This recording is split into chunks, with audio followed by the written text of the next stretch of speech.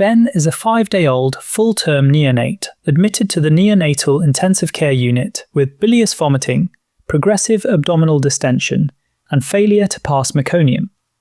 An abdominal radiograph demonstrates markedly dilated bowel loops with an absence of rectal gas, consistent with a distal intestinal obstruction. A rectal suction biopsy is performed. At the same hospital, Lenny, a 7-year-old boy, is referred to a Paediatric gastroenterology clinic with lifelong severe constipation. He passes large stools only once every 7 to 10 days, despite regular use of laxatives and occasional enemas. His parents report that constipation began shortly after birth, as he did not pass meconium until the 4th day of life. On examination, his weight is poor for his age. He has a markedly distended abdomen and an empty rectum on digital rectal examination. A contrast enema demonstrates a transition zone at the rectosigmoid junction, and a rectal suction biopsy is subsequently performed. Histopathological examination of both Ben's and Lenny's biopsy specimens confirms the diagnosis of Hirschsprung disease. Hirschsprung disease is a congenital condition characterized by partial or complete colonic functional obstruction due to the absence of ganglion cells in the distal colon. It is the commonest surgical cause of constipation worldwide, occurring in approximately 1 in 5,000 live births. The condition is significantly more common in males, with a 4:1 male-female ratio. Approximately 90% of patients with Hirschsprung disease are diagnosed in the newborn period. Rarely, patients are diagnosed during adulthood.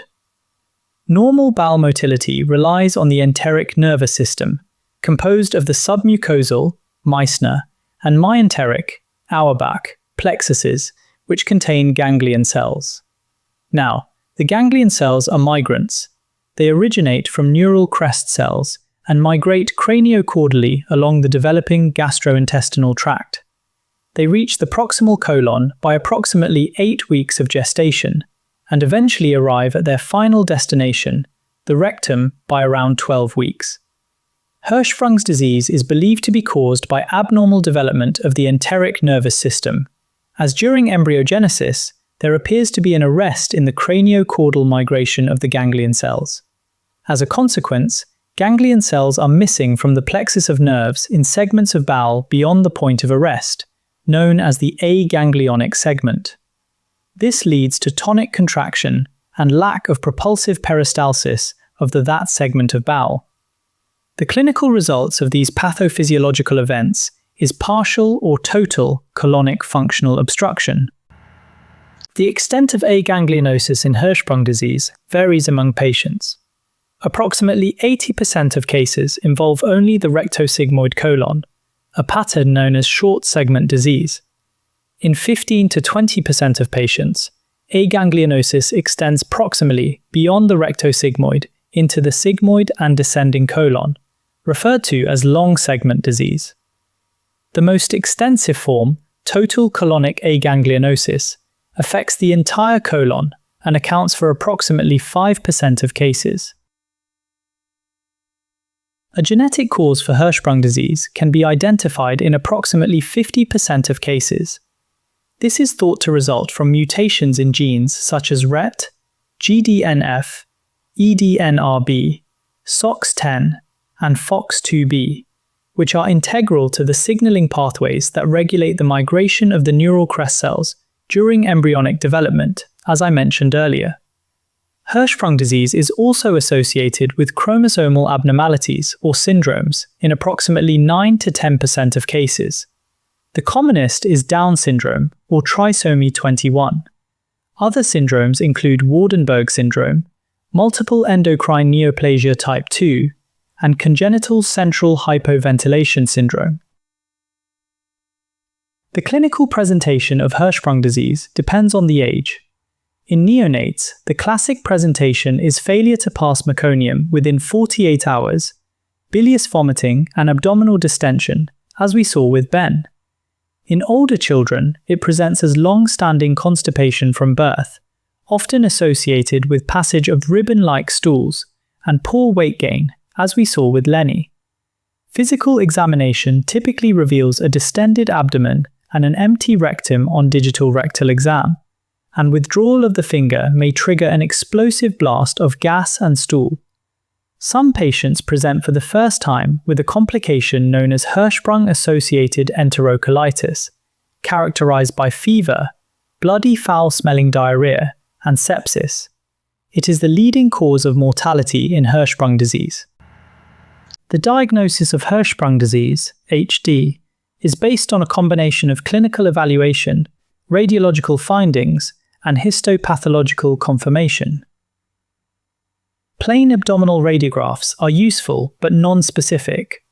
They might show features such as dilated bowel loops and absent rectal gas, but it is important to note that a normal abdominal radiograph does not exclude Hirschsprung disease.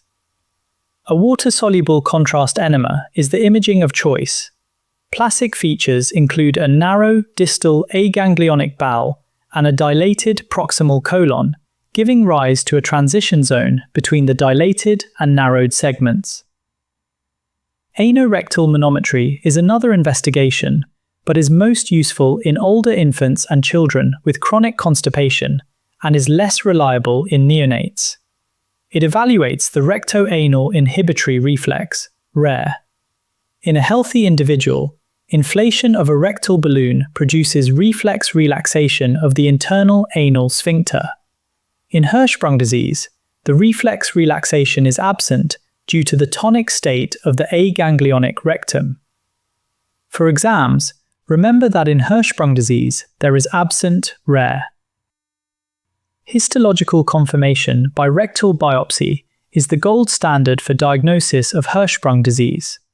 Diagnostic histopathological findings include absence of ganglion cells in the submucosal and myenteric plexuses, hypertrophied nerve trunks, and increased acetylcholinesterase positive nerve fibers.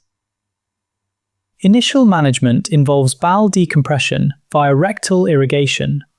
The definitive treatment is surgical and involves the excision of the aganglionic colonic segment and reconnecting the remaining ganglionic bowel to the anus, a procedure known as pull-through. Techniques of pull-through include Suave, Duhamel, and Swenson, and the choice depends on the surgeon's preference.